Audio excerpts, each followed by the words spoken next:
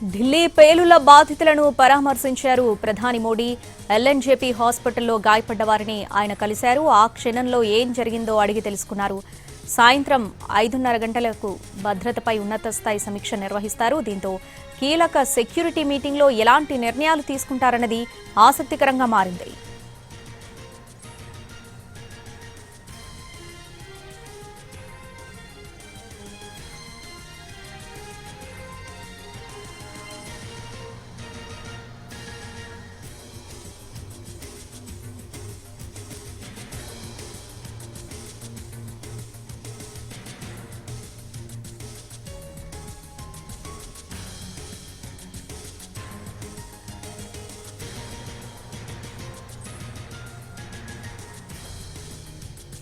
భూటాన్ పర్యటన ముగించుకుని వచ్చిన ప్రధాని మోడీ ఢిల్లీ ఎల్ఎన్జేపీ ఆసుపత్రిలో పేలుడు బాధితులను పరామర్శించారు. బాధితుల ఆరోగ్య పరిస్థితిని వైద్యులను అడిగి తెలుసుకున్నారు. బాధిత కుటుంబాలకు అండగా ఉంటామని చెప్పారు. ఎల్ఎన్జేపీ ఆసుపత్రి నుంచి పీఎంఓకు బయలుదేరారు. కాసేపట్లో పేలుడు ఘటనపై ప్రధాని ఉన్నత స్థాయి సమీక్ష నిర్వహిస్తారు.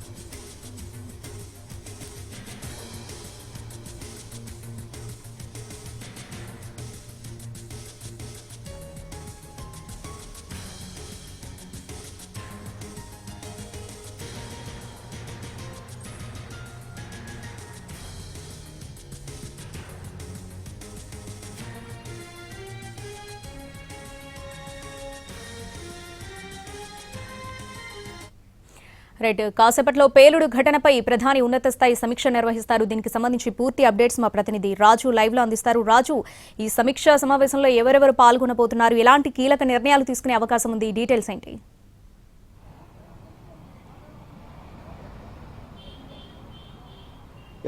శ్రావణి, ఎర్రకోట వద్ద జరిగినటువంటి పేలుల ప్రమాదంలో 12 మంది మృతి చెందితే దాదాపు 17 మంది తీవ్ర గాయాలై ఆసుపత్రిలో చికిత్స పొందుతున్నారు. వాళ్ళందరితో కూడా కొద్దిసేపటి క్రితమే భూటాన్ పర్యటనను ముగించుకొని నేరుగా ఆసుపత్రికి వచ్చారు. ఎర్రకోటకు సమీపంలో ఉన్నటువంటి ఎల్ఎన్జేపీ ఆసుపత్రిలో వాళ్ళంతా కూడా చికిత్స పొందుతున్నారు.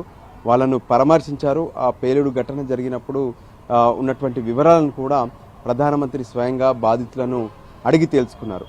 ఎప్పుడైతే 2 రోజుల క్రితం సాయంత్రం 6:52 నిమిషాలకు ఎర్రకోట ముందు పేలుడు ఘటన జరిగిందో ఆ వెంటనే కేంద్ర హోంశాఖ మంత్రి అమిత్ షాతో ప్రధానమంత్రి స్వయంగా ఫోన్లో మాట్లాడి దీనికి సంబంధించినటువంటి విషయంలో ఉగ్రవాదుల కట్టడి కోసం పూర్తి స్థాయిలో చర్యలు తీసుకోవాలి, దానికి అనుగుణంగా ఏదైతే ఢిల్లీలో కూడా అప్రమత్తంగా ఉండాలన్నటువంటి అన్ని అంశాలపైన కూడా ఎప్పటికప్పుడు ప్రధానమంత్రి పర్యవేక్షిస్తూనే ఉన్నారు. మరోవైపు నిన్న భూటాన్ పర్యటనలో అక్కడ కార్యక్రమంలో ప్రసంగిస్తూ కూడా ప్రధాని ఎర్రకోట ప్రస్తావన తీసుకొచ్చారు. ఎర్రకోట దగ్గర జరిగినటువంటి పేలుళ్ల ఘటనను బాధాకరంగా చెప్తూనే దీనికి బాధ్యులు ఎవరైతే ఉన్నారో వాళ్ళను విడిచిపెట్టేది లేదు, ఖచ్చితంగా ఇక్కడ ఉన్నటువంటి బాధితులకు న్యాయం చేస్తామన్న విషయాన్ని కూడా ప్రధానమంత్రి స్పష్టం చేశారు.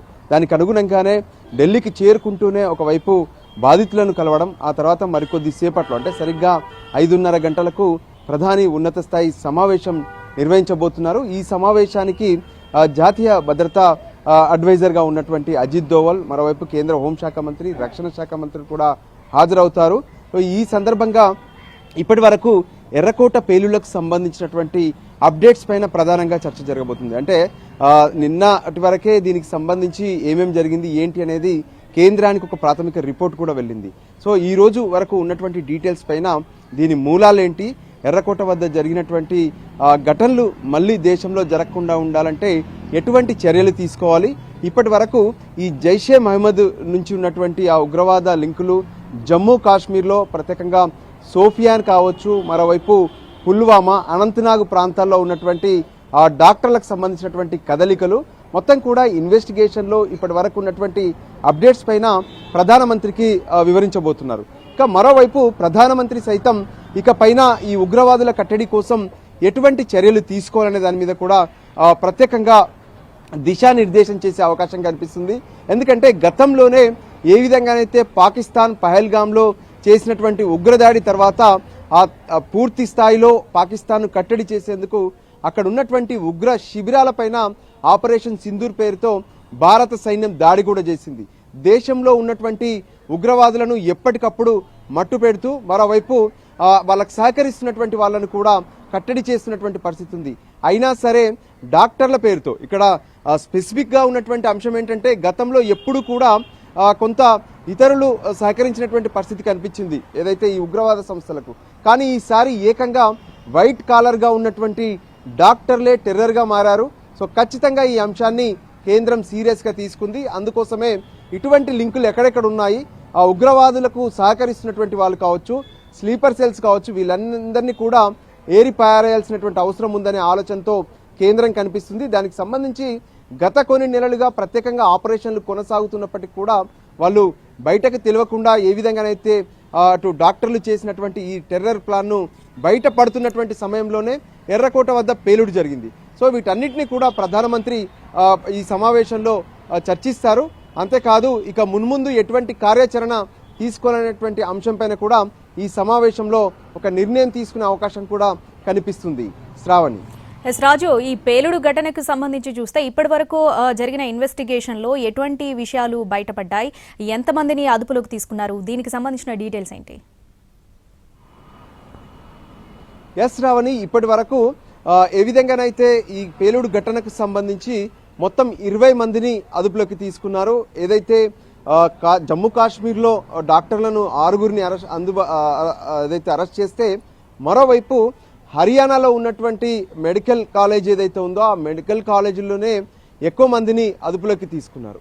ఎప్పుడైతే మొదట జమ్మూ కాశ్మీర్లో ఉన్నటువంటి అహ్మద్ను అరెస్ట్ చేశారో ఆ తర్వాత అహ్మద్ ముజ్మిల్ సంబంధించినటువంటి సమాచారాన్ని ఇచ్చారు.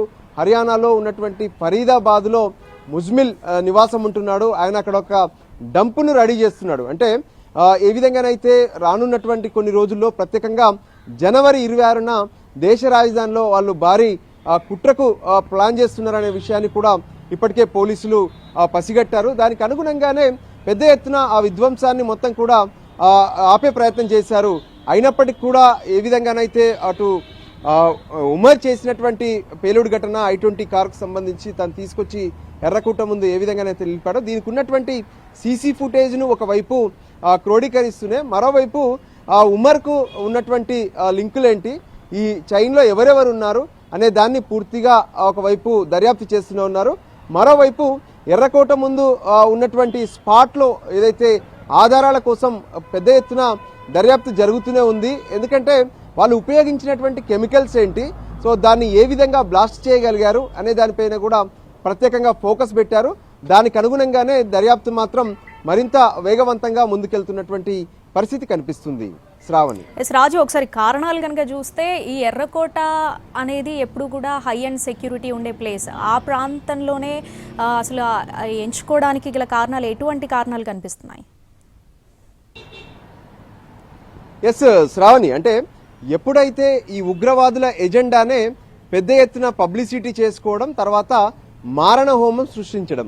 సో ఎర్రకోట అనేది దేశంలో ప్రతి ఒక్కరికి తెలుసు. ఎందుకంటే మనం చూస్తాము ఆగస్టు 15 వచ్చిందంటే చాలు ఎర్రకోట నుంచి ప్రధానమంత్రి ఎవరున్నా సరే అక్కడికి వచ్చి ఫ్లాగ్ హాస్టింగ్ చేయడము, తర్వాత దేశ ప్రజలను ఉద్దేశించి ప్రసంగించడము, ఇది ఏ చిన్న పిల్లోడికైనా తెలుసు. సో ఎర్రకోట వద్ద గనక పేలుడు జరిగితే ఇది దేశవ్యాప్తంగా చర్చ జరుగుతుంది, హాట్ టాపిక్గా మారుతుంది, ప్రజల్లో సైతం ఒక భయభ్రాంతులకు గురి చేసే అవకాశం ఉంటుంది. సో అందుకోసమే రెడ్ ఫోర్ట్ను ఎంచుకున్నట్టుగా తెలుస్తుంది. అయితే వాస్తవానికి వాళ్ళు మరింత పెద్ద ఎత్తున ప్లాన్ చేశారు. అప్పటికే ఈ కుట్రలన్నింటినీ కూడా పోలీసులు భగ్నం చేసినప్పటికీ ఉమర్ మాత్రం ఫరీదాబాద్లో ఉన్నటువంటి మెడికల్ కాలేజీ నుంచి ఢిల్లీకి చేరుకొని రెడ్ ఫోర్ట్లో ఉన్నటువంటి పక్కనే ఉన్నటువంటి పార్కింగ్లో చాలాసేపు తను వెయిట్ చేసి చివరికి ఆ పేలుడుకు పాల్పడ్డాడు. ఇది ఆత్మాహుతి దాడిగా కూడా ఇప్పటికే భావిస్తున్నారు. సో దానికి అనుగుణంగానే ఇన్వెస్టిగేషన్ కూడా కొనసాగుతుంది. సో ఇప్పటి వరకు ఏ విధంగానైతే ఉన్నటువంటి ఆధారాలు వీటన్నిటిని బేస్ చేసుకునే కేంద్ర ప్రభుత్వం ఎన్ఐఏకు సమాచారం ఇచ్చింది. వాళ్ళే దీన్ని ఇన్వెస్టిగేషన్ చేయాలని. సో ఎన్ఐఏ ఇప్పటికే రంగంలోకి దిగి దీనికి సంబంధించినటువంటి ఉగ్రవాద మూలాలపైన పూర్తి స్థాయిలో ఫోకస్ పెట్టి ఏదైతే దర్యాప్తు కొనసాగిస్తున్నటువంటి పరిస్థితి కనిపిస్తుంది. Right Raju, thanks for the updates.